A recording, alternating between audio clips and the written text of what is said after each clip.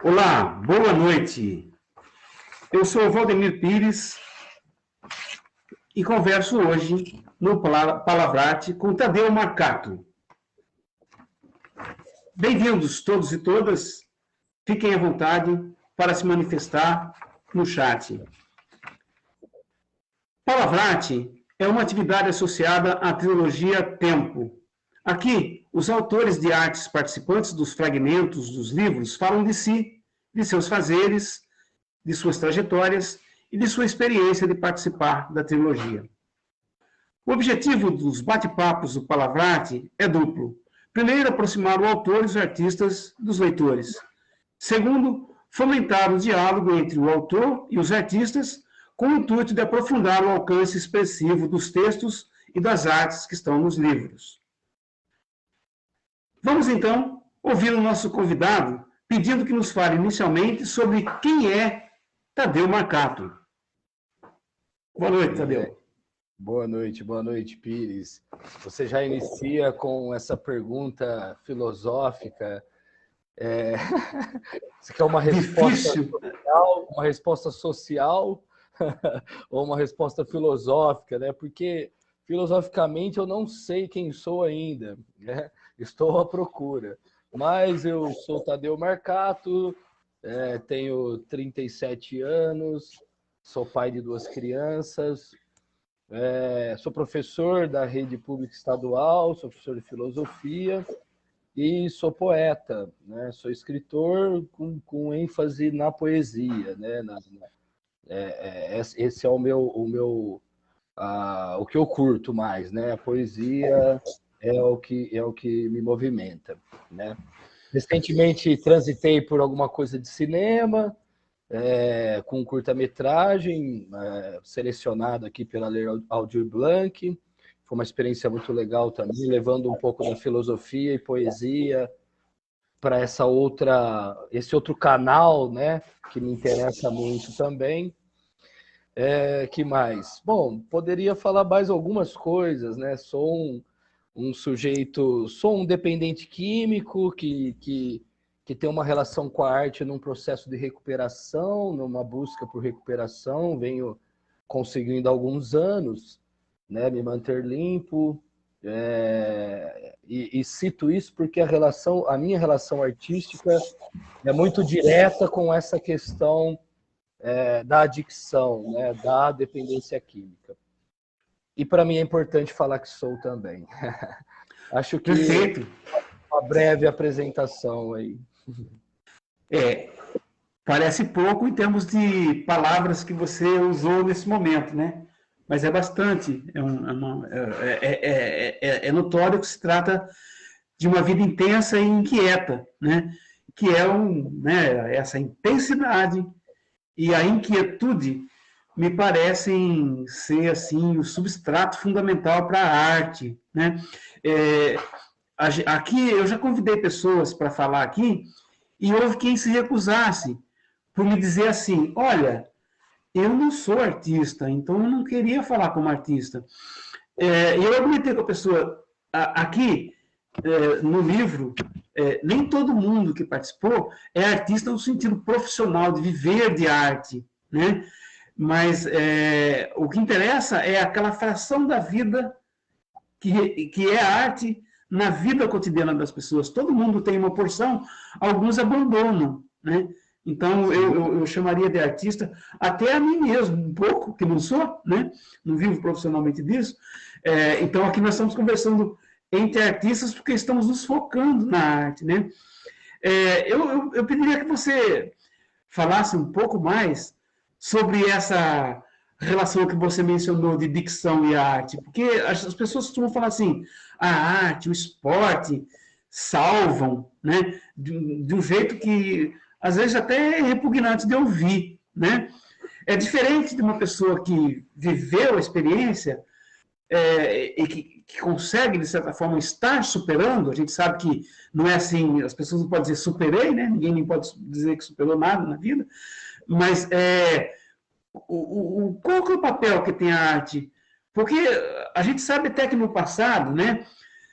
No passado, até hoje, eu vejo muito biografias de artistas, de músicos, e que relacionam não terem tido nenhum tipo de relação com nenhum tipo de droga e foram procurar para encontrar inspiração. O seu caso é diferente, né? Isso. Você não foi procurar, ao procurar sair é que você achou, não foi isso que você me disse? Isso, É o primeiro inverso, assim, né? falar um pouco dessa questão da arte salvar, né? Eu não também acho que não é isso, não é sobre isso, né? Eu acho que a arte tem a capacidade de conectar a gente com a gente mesmo, tem a capacidade de conectar a gente com o mundo, né? De abrir possibilidades de reflexões e de raciocínios e de ponto de vista que talvez é isso que as pessoas querem dizer, né? Que ela salva, mas ela por si só não salva e não é a função dela. Ela não, eu não acredito que a arte deva ser utilitarista, que tenha que ter um porquê de existir. Não, ela brota, ela é intrínseca ao ser humano,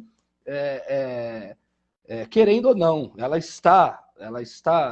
faz parte da cultura do que é ser humano, né? Esse ser forjado dentro de uma sociedade, e independe da cultura nesse caso, né? A minha relação com a arte sempre existiu, na verdade, mas me fazer artista está relacionado a isso, né?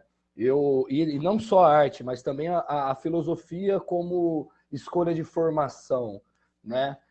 Também Uhum. sempre gostei, mas é, é, eu passo a olhar para isso como um caminho possível, né? Já refletindo sobre Zaratustra do Nietzsche, né? Achar um caminho a partir do momento de uma internação de 3 para 4 meses internado já, e e as pessoas me falavam que haveria um momento que tem o que tecnicamente se chama de limpeza mental, né? Que a substância recua um pouco ali da sua mente e você passa a conseguir enxergar as possibilidades. Eu acho que é sobre isso, possibilidades. E Possibilidades. eu lembro que eu saí de uma terapia, que lá no caso, terapia individual era semanal, sentei num lugar que a gente costumava sentar ali, fazer uma reflexão, e encaixou algumas peças, assim. Eu me lembrei eu me lembrei adolescente, um adolescente inquieto, eu lembrei de um professor, o Manuel, que foi o primeiro indivíduo que eu sinto, né, que me ouviu, que não julgou minha rebeldia, e ele me apontava para a filosofia sem eu perceber, assim, né? Eu só fui conectar isso nesse momento. E Ele o era Manuel, professor de quê? ele é professor de geografia, mas dá aula de sociologia e filosofia também. Ele brotou no meu pensamento, eu costumo falar, né? E naquele momento eu tive uma clareza de que eram passos que eu precisava dar, eu precisava retornar de uma adolescência que queria filosofia e poesia na minha vida. Eu queria escrever e ser professor de filosofia. Isso eu já estava com uns 28 para 29 anos, né? E, Uhum. bum, caiu aquela ficha de uma maneira tão doida que me deu uma paz, porque eu falei, cara, eu acho que é isso. É ali que eu desviei. Eu já estava num processo muito intenso de o que eu chamo também de montar o meu mosaico, né? Entender os meus processos, né? Trabalhar traumas, visitar a infância, trabalhar as interpretações erradas sobre as coisas, enfim, e entender um porquê desse indivíduo, do eu, né? Meu ser, um coma alcoólico aos 7 anos de idade, sabe assim, umas coisas muito bizarras assim. Eu vejo meu filho com 6 hoje, e eu estava chegando com 28 numa internação depois de 3 anos de uso intenso de crack, né? De uso diário de crack, ou seja, ou interno morre. E Uhum. ali, e ali brotou, cara, brotou isso. Eu falei, nossa, velho, é isso. E aí as coisas passaram não é as coisas entraram nos seus lugares. Eu não acredito nessa coisa transcendental que movimenta Uhum. nada. Mas talvez eu passei a ver essas possibilidades que até então eu não enxergava. Eu vinha até então, a minha profissão era administrador, eu trabalhei em área administrativa dos 15 aos 28 anos, né, antes de me internar. Gerenciei obra, gerenciei posto de gasolina, mas estava totalmente fora. E hoje eu consigo fundamentar isso, né? O tal do tempo é necessário para a gente entender os processos. Como eu estava fora de uma rota que me dá prazer, que me dá potência, né, de existir, né? Que é a aula e é ser pai, a literatura às vezes ela é uma fuga, a literatura para mim às vezes escrever poesia, às vezes é fuga, às vezes é onde eu vou canalizar os meus BOs, né, do dia a dia. Mas é isso, então essa relação foi assim, cara, e há 9 anos aí tá acontecendo dessa forma. E você tem uma boa quantidade de alunos, porque o professor na rede hoje ele sempre tem várias turmas, muitos alunos, né? Então eu te pergunto, primeiro, você gosta de gente, e como é que é a sua relação como... Porque você está dando aula de filosofia, mas é poeta, os alunos sabem que você é poeta. Como é que é a relação do professor, filósofo, poeta com os alunos? Independente químico, porque eu misturo tudo essa bagaça Ah, e eles sabem trabalho. também. Opa, eu optei por não manter, na verdade, eu vou contar rapidamente, né? A primeira aula que eu dei na minha vida, eu estava no segundo ano de faculdade e apareceram 11 aulas em Santa Lúcia, aqui próximo, né? Sei. Noturno. Então, quando você ainda é aluno de graduação da licenciatura, você tem a possibilidade de dar aula no estado, Uhum. quando passa por todo mundo, né? Os formados, os já de Sei como carreira. é. Cobrou aquilo, é você, mano. Só Vai que lá e se vira.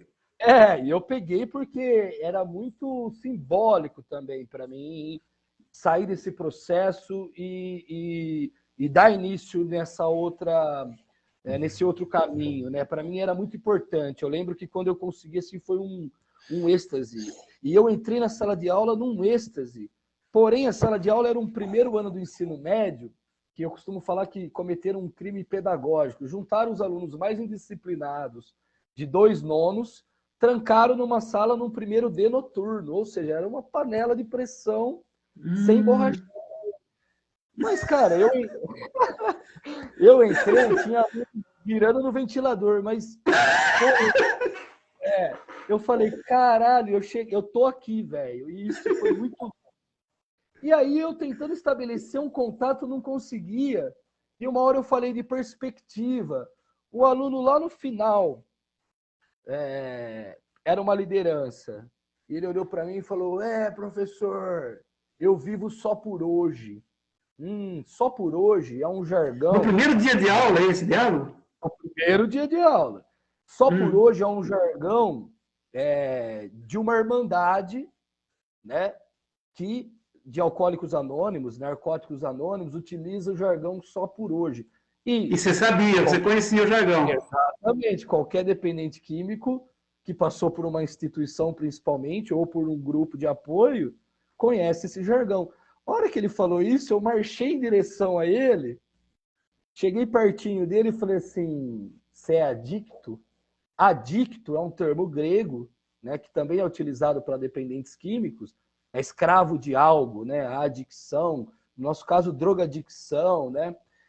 E eu falei, você é adicto? Ele estralou 2 olhos para mim assim e falou, mas como que o professor sabe? Ali eu percebi que não valia a pena manter o meu anonimato.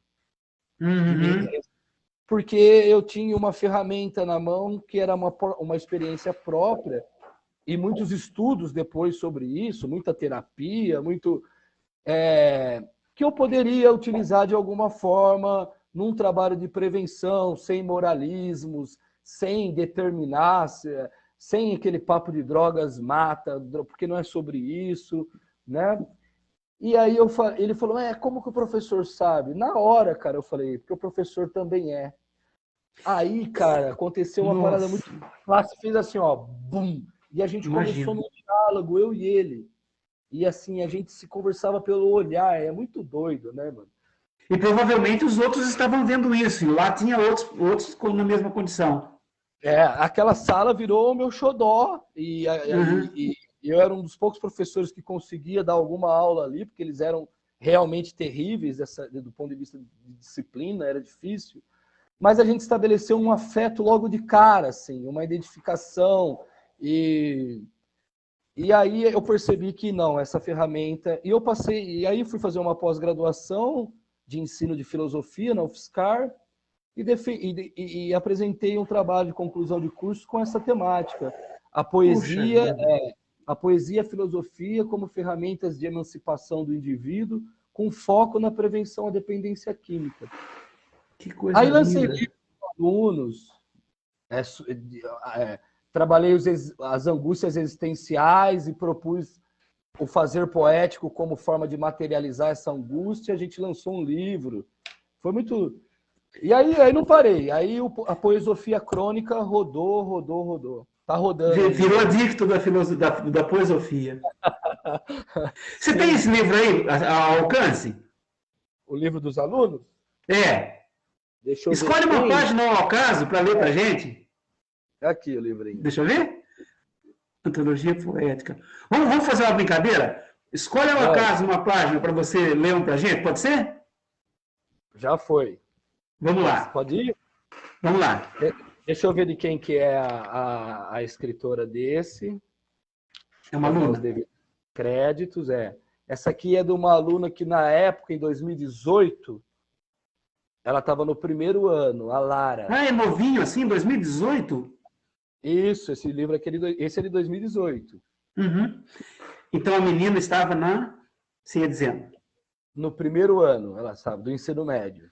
Uhum. E esse poema que caiu aqui são dois olhares.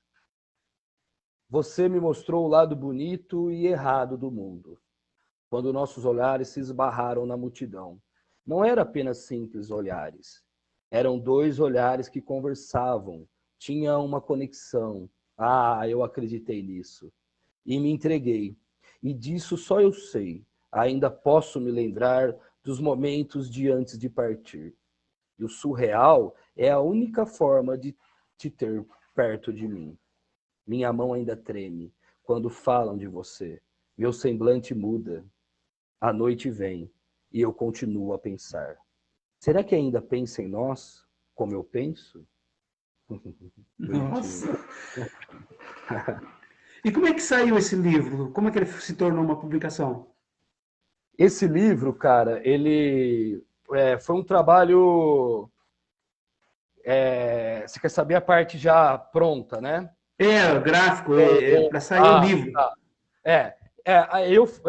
Aqui a gente fez uma união, né? Tem um prefácio da professora de português da época, a capa foi o professor de sociologia, eu fiz a versificação e a correção dos textos, a diagramação do livro, e aí conseguimos alguns patrocínios na época para poder bancar a gráfica.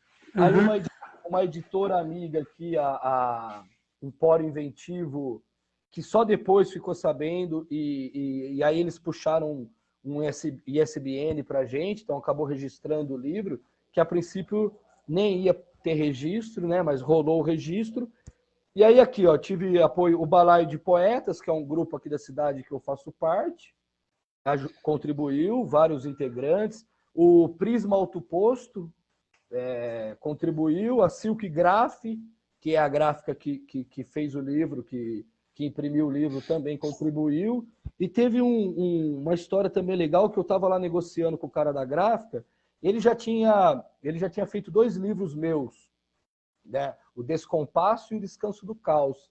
E eu estava numa luta com ele lá, para ele me abaixar o preço, explicando, porra, é o livro dos alunos, cara, eu vou ter que bancar do meu bolso, porque a proposta foi jogada, eles trouxeram o que foi proposto e eu tenho que publicar esse livro, meu. Não tem jeito de não ser.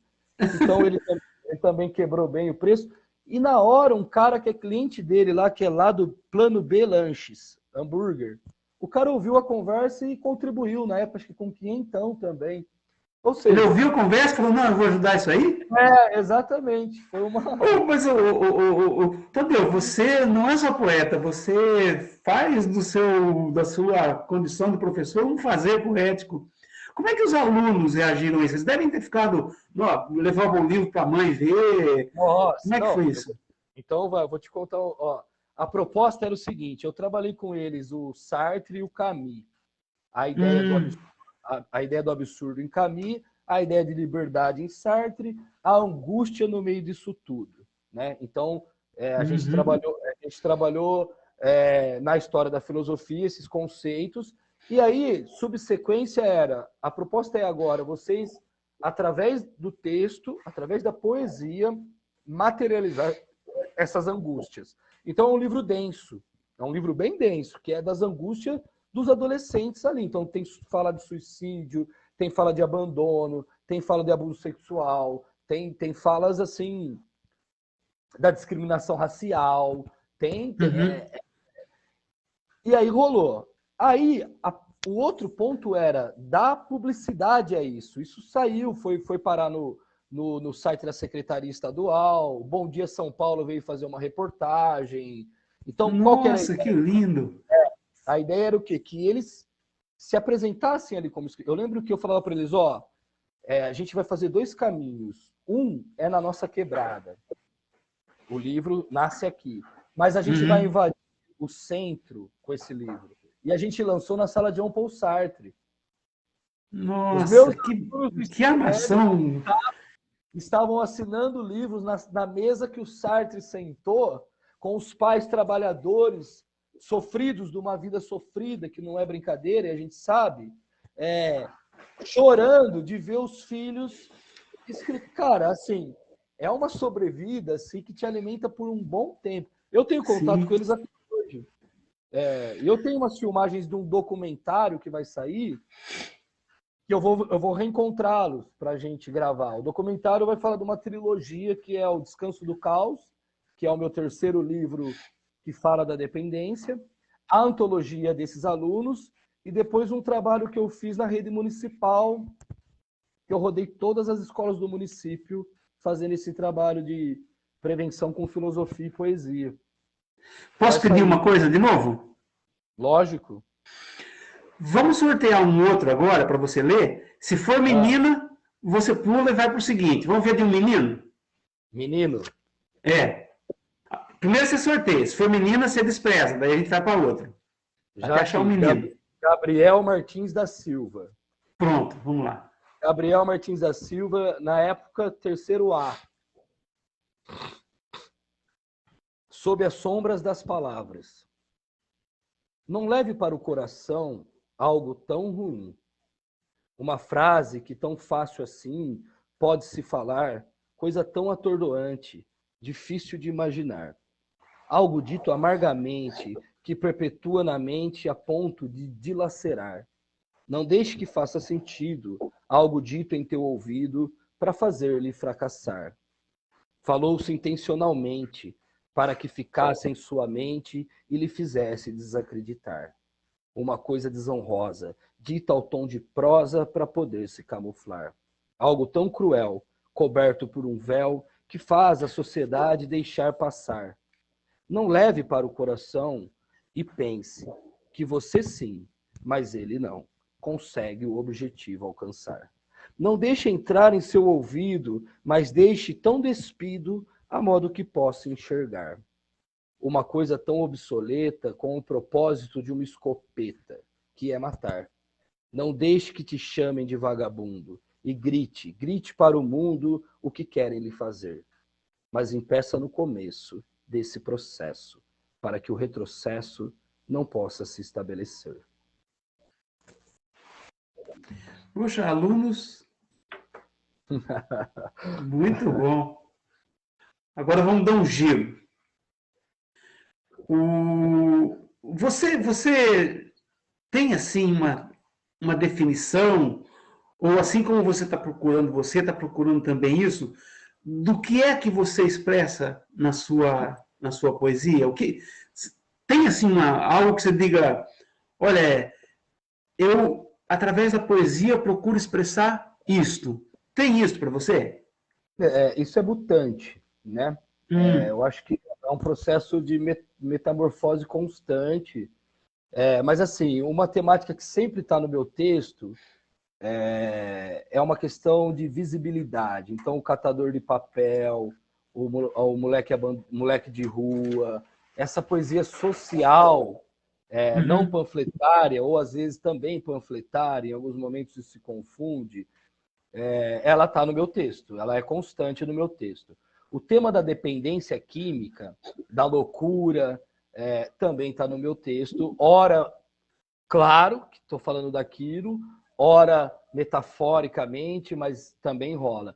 Então, assim, eu acho que rola muito esse processo do eu aqui dentro, o eu com o que está lá fora, a relação do fora com o dentro, né? Meu próximo livro vai chamar Do Lado de Fora da Janela, que tem essa ideia, parte de um princípio de olhando para fora, mas também parte de uma ideia do Saramago e do Heidegger, que é a ideia do arrancar-se de si para se enxergar, né?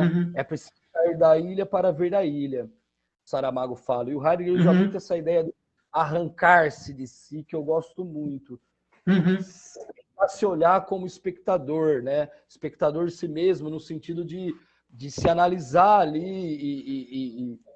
Então, eu acho que tem essa parada filosófica, existencial, tem essa parada social, e às vezes tem a questão do cotidiano, eu gosto muito também. As coisas pequenas do dia a dia, os fragmentos. Eu enxergo muito a vida como fragmento, assim. Eu não tenho uma crença transcendental, não acho que a gente vai para lugar nenhum, mas sou um agnóstico, porque também não consigo fechar a ideia de que não. E para mim, na verdade, tanto faz. E acho que a vida e a existência ela reside nos momentos, nos fragmentos, na gargalhada com o seu filho, no captar uma fala dele e transformar aquilo numa crônica, na relação com o aluno, no encontro de corredor com o aluno, sabe? Aquela aula que ele encaixa alguma peça e acaba a aula e está te esperando lá no corredor, com o olho vidrado, assim, porque ele precisa de um gole a mais. Cara, isso é o que dá. Eu costumo falar que tem dois lugares que eu não me vejo um estrangeiro, que é a sala de aula e é como pai. Esses dois lugares são os lugares que eu tô na minha terra, que eu tô no meu lugar, que eu tô num lugar que, fora isso, mais ou menos, eu sinto esse estrangeirismo, essa sensação que eu relaciono com a dependência química, inclusive. Porque eu tô há 9 anos e pouco limpo, e tem dia que eu acordo e escovando o dente, eu vejo como se eu visse no espelho a cena, sabe? Um quarto de motel, esfumaçado, aquela loucura densa, aquela paranoia toda. E eu tô falando de 9 anos e pouco sem uso. Eu não uso nem álcool, eu nem bebo há 9 anos e pouco, né? Então, talvez seja isso. Talvez ainda é um desejo latente de volta àquela trama toda, aquela... A gente fica viciado em várias coisas, não é só na substância. É no medo, na adrenalina de se expor, né? Ou é na mentira, porque a mentira traz um poder num primeiro momento, você engana o outro, né? É como se... Bom, e tem todas essas paradas, assim. Acho que é isso. Eu respondi ou... Nossa, respondeu magnificamente, sim. E poeticamente, filosoficamente. Bom, já dá para perceber aí, né, até pelas menções que você fez, mas também pela abordagem, né? Nietzsche, Sartre, existencialismo, angústia, citou Heidegger. Então já dá para imaginar que, e dá para perceber também no seu texto influências temáticas, né, filosóficas, influências sobre os temas, né? Eu acho que você mistura aí influências filosóficas com vivência. Não aparece a vivência crua no que você está falando, no que você está fazendo e nos seus textos. Agora, como é poesia, e poesia na essência é forma, o que você diria em termos de influências dos poetas sobre você. Muito bem. Eu venho... as minhas influências poéticas, né? Ela vai seguir desde também a galera lá do absurdo, de Baudelaire e Dostoiévski, não que eu conheça a fundo, né? Mas a temática sempre me interessa. E ela vai de Carlos Drummond de Andrade a Manuel Bandeira, mas também vai Racionais, entendeu? Vou para Sérgio Vaz, né? Quando eu quero dialogar com a galera a qual eu dou aula, Sérgio Vaz é uma luva. Sérgio Vaz, Racionais, hora que saca o Sobreviveram no Inferno, né? E abre a possibilidade de diálogo e de atenção e de entender que poesia não é a poesia lírica somente, né? Enfim. Agora, você citou da forma, né? Eu não sou um poeta acadêmico, né? Não que eu ignore ou que não saiba fazer, né? Usar da métrica, usar da rima, mas não é não é um lugar que me interessa.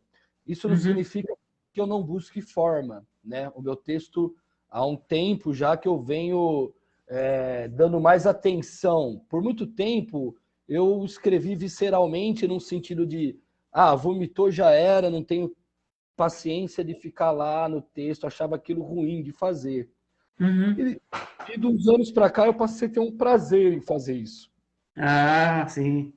Sacou? Em colocar o texto e aí vamos lá pensar esse cara aí agora, né? Em buscar um Isso. sinônimo, em buscar uma versificação. A minha versificação muitas vezes sofre alguma influência dos concretistas, no sentido de espaço de palavras, né? De ocupar a página. Uma coisa que me preocupo com os últimos versos, é uma coisa que eu gosto de um fechamento bacana, assim, que traga alguma mas eu acho que eu passei pelas fases, né? Eu acho que eu tive uma fase de ser um poeta. Eu sou um poeta que me pus a me construir nesse caminho. Eu não me pus a estudar para depois escrever a primeira linha. Não. Por quê? Porque no primeiro momento a poesia foi algo que me abraçou nessa parada da dependência química, né? Então eu percebi que escrever ocupava meu tempo, que escrever canalizava minha compulsão. Então ela teve um papel terapêutico num primeiro momento. E então eu passei pela fase da poesia autoajuda, de escrever dando sentenças e desfechos e quase conselhos, né? Eu passei por isso, eu passei pela rima, né? Gostava de escrever rimado, inclusive o Descompasso, que é o meu segundo livro, o prefácio é da Vivian de Moraes. É da Vivian de Moraes o prefácio. E ela fala exatamente essa parada da facilidade de usar a rima. Depois eu abandonei a rima, né? Hoje eu uso algumas internas ali, quando posto em posto, acho que vai dar uma sonoridade bacana e tal. E hoje estou num outro processo, buscando essa forma, buscando uma poesia mais concreta, num sentido de realidade, né? Entendendo que a vida é poética, né? A rua é uma palavra poética. Não, ali no filme, no vídeo, como é que eu devo chamar? Vídeo ou filme? Um curta. Um curta. No curta, fica muito claro, assim, essa associação que você faz entre a poesia, né, as coisas da rua. E eu percebi ali também uma outra coisa que eu tenho marcado aqui para te perguntar, já aproveito.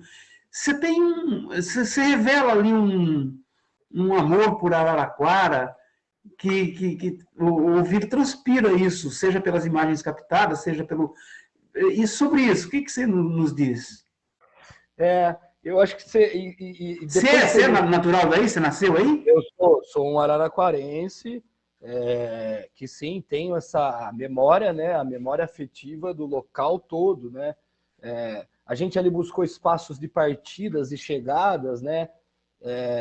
Rodoviária, estação ferroviária, pontilhão num sentido de suicídio mesmo, né? De partida também, né? A gente buscou um pouco disso. E esses locais que são bem, não diria emblemáticos, mas bem característicos da cidade de Araraquara, né? Aquela rampa da rodoviária, a estação ferroviária, aquele relógio, né? O barulho, o trem.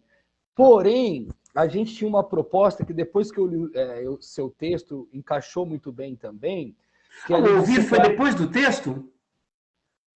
Não. O vídeo é antes. Tá. Encaixou, coincidiu, né? Coincidiu. Entendi. Eu percebi isso, né? O seu texto ele vai falar do tempo devagar do campo, né? E a cidade é um processo mais acelerado, né? O tempo e a cidade. Ali a gente tinha uma proposta inicial de mostrar esse congelamento dentro da cidade. Pode ver que os espaçamentos, as pausas são longas do curta, as frases ali sem som, é tudo... ele traz algum acelero, mas assim, é tudo parado. A imagem é parada, a maior parte do tempo ela está estática, né? Tem uma cena no final que depois no final a gente passa filmando todos os lugares que eu passei, mas sem a minha presença, né? Só os lugares, e coincide de uma senhora tá subindo o pontilhão com uma sacola na mão, num passo lento, que assim, foi um achado. Parece que você contratou a mulher. Depois a gente olhando, eu falei, puta, olha isso, cara, que doideira. E uma senhora, essa questão do tempo, porque o curta tem essa pegada do tempo, tem um pouco da ideia do acaso, da finitude, né? Temáticas que eu gosto de problematizar, assim, que eu gosto de... Por que a gente tem necessidade de certezas constantemente? Essa é uma filosofia que me interessa pensar, transitar na dúvida, se sentir bem na dúvida, né? Abrir mão de verdades absolutas e certezas. Aquela ideia mesmo do conhecimento socrático, a certeza fecha, né? A certeza fecha, o que abre é a dúvida. Então, a hora que eu vi o vídeo, eu não tive dúvida, foi rapidinho para identificar um fragmento, né? Porque assim, lá no livro acontece assim, às vezes eu peguei um fragmento, falei assim, nossa, isso aqui eu quero que tal pessoa faça a arte. Aí eu mando para a pessoa, às vezes a pessoa aceita, às vezes não, né? Às vezes é o contrário, eu vejo alguma coisa e falo assim, você não me permite que isso funcione desse jeito? No seu caso foi diferente, porque eu te convidei para participar, você mandou alguma coisa que você falou, isso aqui seria legal, né? De participar, é uma coisa bem feita que eu tenho. E aí, a hora que eu vi, eu falei, isso aqui... Depois eu consultei você, né? Se você achava que ficava adequado, você falou, poxa, cabe. E como é que foi para você essa coisa de você participar de um livro dessa maneira? Não entendi. Com um vídeo. O vídeo. Então, cara, Porque geralmente as pessoas colocam num livro. Eu perguntei outro dia, como é que foi para você encenar num livro, né? No seu caso, como é que foi para você estar num curta num livro? Na hora que rolou, eu falei assim, bom, eu não sou um ator. Eu não sou um ator, mas a performance me interessa, né? A performance com o texto, ali eram meus textos, né? Fragmentos de um livro que é muito referência para mim como literatura e como filosofia, que é o Mito de Sísifo, do Camus. Então, esse é um trabalho que eu já tinha há um tempo, eu já trabalhei com alunos, essa sequência poética, com os fragmentos, propondo a reflexão sobre a mecanização da existência, sobre como a gente pode partir para uma marginalidade voluntária, sabe? De não ser refém desse relógio, de não ser refém, de buscar essas alternativas, que eu acho que a arte traz muito essa possibilidade. A criação, né? Trabalhar com a criação. A criação é o tempo daquele ser, né?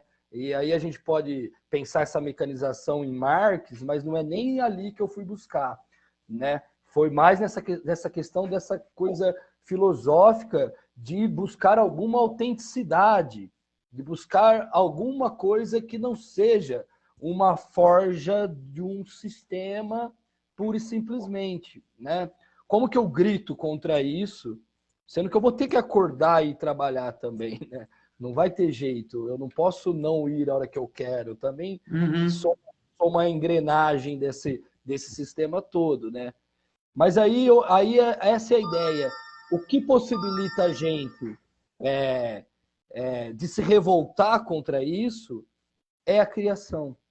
E a artista é a criação poética, é o trabalho criativo, é o trabalho que você consegue se ver na obra, é o trabalho que você se relaciona. Isso é o sentido de existir, talvez, se é que tem algum, ou pelo menos isso é prazeroso. Dessa forma, dá tesão de viver. Porque, Uhum. né? Senão a gente vira só mais uma pecinha. Então, assim, aí fazendo a performance de um indivíduo ali reflexivo, né, sobre essa aceleração do cotidiano e numa proposta de refletir sobre o acaso. Por que tudo tem que ter um sentido? É uma pergunta que eu me faço. Por que eu tenho que ter certezas o tempo todo? É outra pergunta. Qual que é a minha necessidade de eternidade? Por que eu não posso morrer, caramba? Qual que é o problema no fim, né? É lógico que com uma pandemia, tudo isso bagunça a gente, porque ali é um fim que não era para ter sido, né? Uhum. Não teve chance de não ser, aí é complicado. Ou num acidente, ou enfim. Mas são essas as reflexões, né? Como eu me rebelo contra um sistema que, de certa forma, eu não tenho como também sair dele, porque eu sou fruto dele, né? Eu sou determinado por ele, né? Mas aí, enfim, aí é essa brisa toda. Aí foi legal de fazer. Aí arrumei um Entendi. parceiro que captou a ideia muito rapidamente, fez o roteiro, me mandou. A hora que eu li o roteiro, eu falei, mano, você parece que estava dentro da minha cabeça. É um cara que trabalhou comigo há muito tempo, é meu fotógrafo nos Ah, meus então corres. tem uma. É, Ficou muito bom, tá magnífico. De vez em quando paro para dar uma olhada. Eu queria te perguntar uma outra coisa. Assim, desde que eu comecei a falar com você, faz pouco tempo, né? A Vivian, que te apresentou, eu conheço faz 15 anos, mas você eu conheço, vamos dizer, um ano, não conheço ainda, nem nos falamos presencialmente, né? Mas desde que a Vivian começou a falar, comecei a ver seu material, comecei a te acompanhar nas redes, né? E aí, mais essa conversa que eu estou tendo com você aqui agora, e sabendo da sua história, que você acaba de nos contar, eu tenho a impressão de que você é muito diferente do sujeito normal, no seguinte sentido.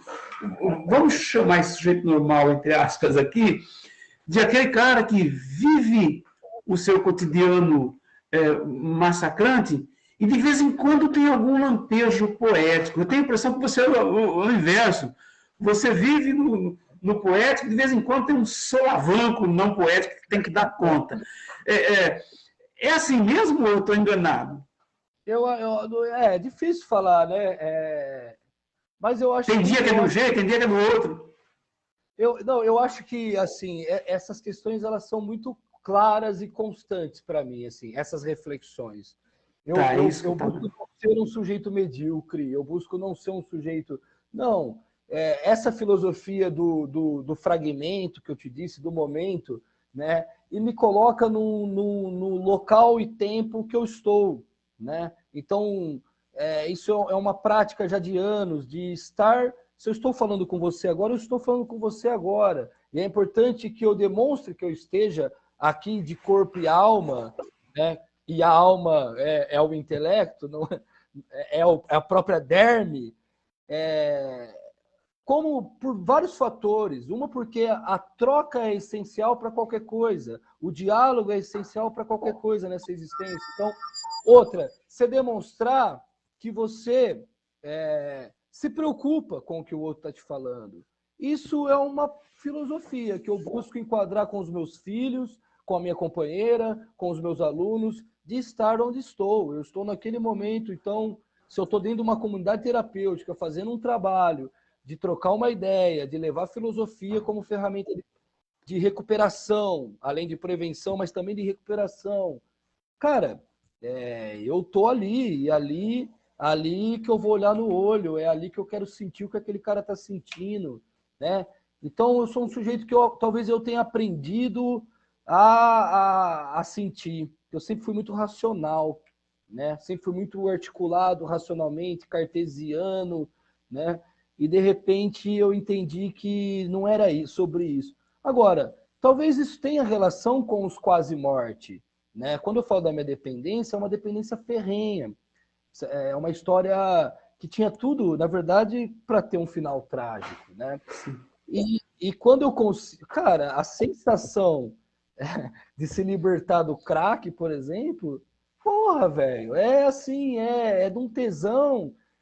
E essa coisa de quase morrer, sabe? De andar no abismo, de segurar o fiapinho de mato ali e voltar, mas daqui 2 horas tá lá de novo. Não é um quase morrer uma vez, é um quase morrer por anos. E coração acelera, você vai ter uma overdose, e a polícia invade a biqueira na hora que você tá ali com... Ou seja, são tantas as possibilidades de morte que talvez essa questão do devir, né, de entender o... E eu encaro a lucidez, ou estar careta, como uma loucura também, que eu não vivi. Eu fui viver com 29 anos, né? Eu fiquei limpo com 29 anos. E eu comecei minha dependência, como eu disse, muito cedo. Então, assim, a hora que eu percebi que eu tinha muito o que captar do mundo e de cara, limpo, eu entendi que a loucura não a loucura, aquela boa loucura, né? A loucura de não ser um normal, a loucura de não ser um medíocre. Era suficiente. Porra, velho. E aí aquilo, falei, não, mano, eu sou bem É essa que eu quero. Tá bom, isso aqui, vou ficar nela mesmo. Mas nós temos, olha, nós estamos a 13 minutos de finalizar. Parece que a gente começou há 1 minuto. Maravilhoso, muito bom te conhecer assim. Agora, por que eu estou te interrompendo? Porque, lógico, nós não podemos terminar sem que você alcance um poema seu. Você deu de 2 alunos, né? Você começou falando da sua obra como os seus alunos sendo parte da sua obra. Isso foi lindo, né? Mas a gente precisa pegar um poema seu aí. Escolhe um que você goste. Tá. Ou que você queira deixar como assim um momento dessa nossa conversa. Tá, eu vou pegar um de uma criação mais recente, então. Ou eu tenho, acho que eu tenho 1 ou 2 poemas de cabeça, meu. O resto não tenho. Então eu vou procurar aqui. Tem um que é do Descompasso que eu gosto muito também, que é um poema mais longo, assim. Mas eu vou achar um aqui dessa Lavra Nova. Deixa eu só abrir o arquivo aqui.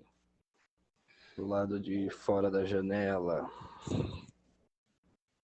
E em breve vai rolar um financiamento coletivo. Eu estou lançando, na verdade, estou em processo de revisão. O Dia em que Dionísio tirou o Apolo para dançar. É um livro, é o meu primeiro em prosa, né? Uhum. São momentos assim dessas 2 personagens, Apolo e Dionísio, né? E talvez ainda esse ano saia o De Lado de Fora da Janela, que aí já é um texto poético, né? Que também está no processo de revisão. Deixa eu só abrir aqui, então, o...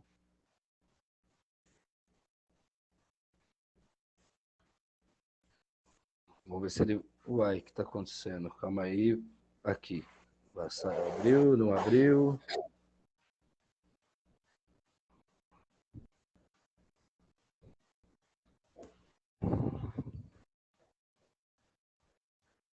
E aí, louco vai se enroscando com louco. Aí conhece o Elvio Tamoio. Aí... Não é? Aí conhece... eu sou um candidato também, tá? Candidato. Conhece o Pires. Já quero ir bem acompanhado.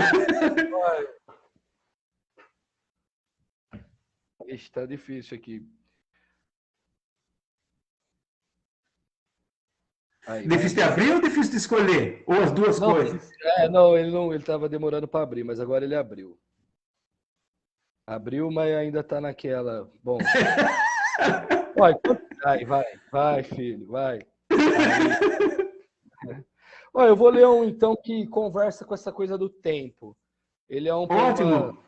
É um poema recente assim, deve ter o quê? Uns 2 meses. Gostaria de mostrar a imagem dele, porque, como eu disse, eu venho trabalhando essa questão de uma forma poética, mas beleza. Uhum. É assim, ó. Olhou para ele e viu os riscos da existência. Fizeram caminhos pelo seu rosto, no desgosto imposto pelo tempo. Olhou novamente, e outro vinco se formou. Nem o tempo, nem a dor foram capazes de calar o sorriso. Ela escorreu em sua direção, ele bateu 2 balõezinhos e lançou para o menino, que fez um golaço no portão.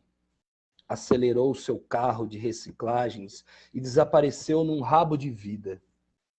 Disseram que foi receber o ouro prometido.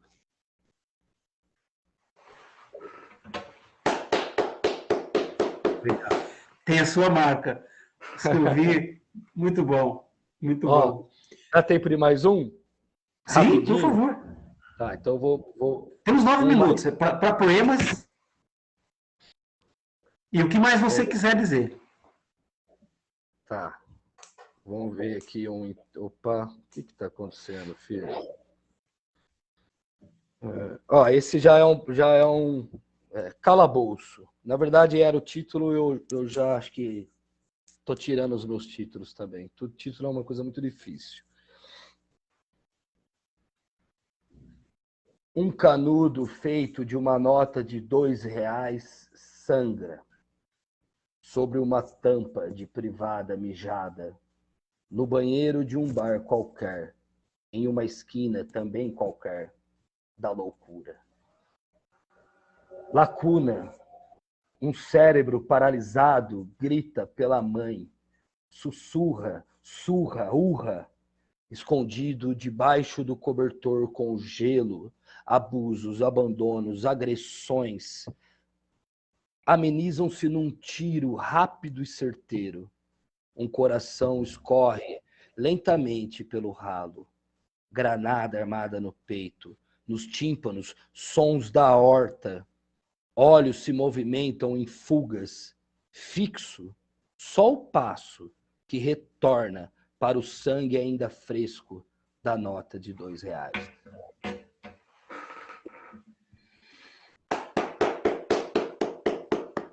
Obrigado.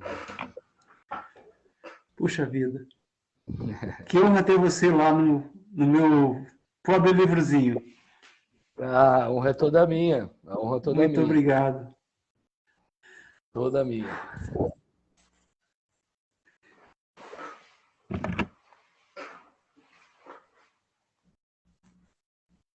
Quer mais? A gente tá... Vamos? Tem aí? Mais um? Tem. Vamos lá. Tem mais... Vamos ver um outro aqui, então, numa outra pegada. Deixa eu ver. Enquanto você está procurando, Olá. você lê poemas para os alunos, vez por outra, ou com muita frequência? Muito, é constante. Leio, ouço deles. Tem até hoje alunos, apesar de 1 ano e pouco já fora da escola e que esse ensino híbrido não funcionou na rede, na grande maioria da rede pública, mas alunos me mandam textos, me mandam raps, me mandam... Professor, vê aí. Ô, professor, o que você achou? Ô, professor, dá uns toques. É um processo. Principalmente essa galera que participou do livro, né? A gente ficou muito próximo, assim, e muitos deles continuam escrevendo. Continuam Olha só. Procurando e tem aluno que, assim, sem você chamar, sem nenhum... De vez em quando aparece assim, professor, dá uma olhada nisso que eu escrevi. Também rola. Tem? Rola porque eles sabem exatamente o que você tinha falado. Eles sabem que eu escrevo, né? Eles acompanham e muitas vezes eles trazem, sim, o texto e falam, professor, pode dar uma olhada, o que você acha? É poema, não é poema? Tá legal, Puxa, né? Eles... Que legal. Essa troca. Vamos fazer assim, então. Você nos apresenta mais um, nos presenteia com mais um, aí eu encerro, daí eu termino a transmissão, a gente se despede com a sala fechada em seguida. Só Beleza. para alinhar o futuro. Tá, eu vou ler um então, chama Boca de Lobo. Boca de Lobo. Parede de concreto, limite, cerca, abismo. Os olhos que enxergam não habitam o rosto. Oposto, posto dentro. São só luzes de postes, de rua, quando fora. Temporal no verão, facada na retina, ilusão de criança, alucinação. Estilhaços de bombas, explosões, mas sem pólvora, desoxigenação. Parede de concreto e no meio, caixão, branco e alças douradas. Enxurrada que não acha boca de lobo. Obrigado. Tadeu, muito obrigado. Eu espero que a gente, em outras ocasiões, possa repetir alguma coisa assim. Quero agradecer a todos que estiveram conosco. Esse vídeo vai ser visto muito mais vezes aqui na nossa comunidade de leitores, ele fica lá disponível, né, em gravação. Te agradeço. Daqui a pouco a gente se fala de novo na sala fechada. Eu estou encerrando aqui, né? Então, agradecendo a todos, agradecendo a sua participação e a dos que nos acompanharam. E convido todos a participarem da próxima, no dia 28 de agosto, só que no dia 28 não vai ser às 8 da noite, porque o convidado Camilo Riani, o cartunista famoso, né, ele só pode ir às 17 horas. Então, muito obrigado e até a próxima. Tadeu, estou fechando aqui a transmissão, mas a gente se fala mais um pouquinho, só um minutinho só.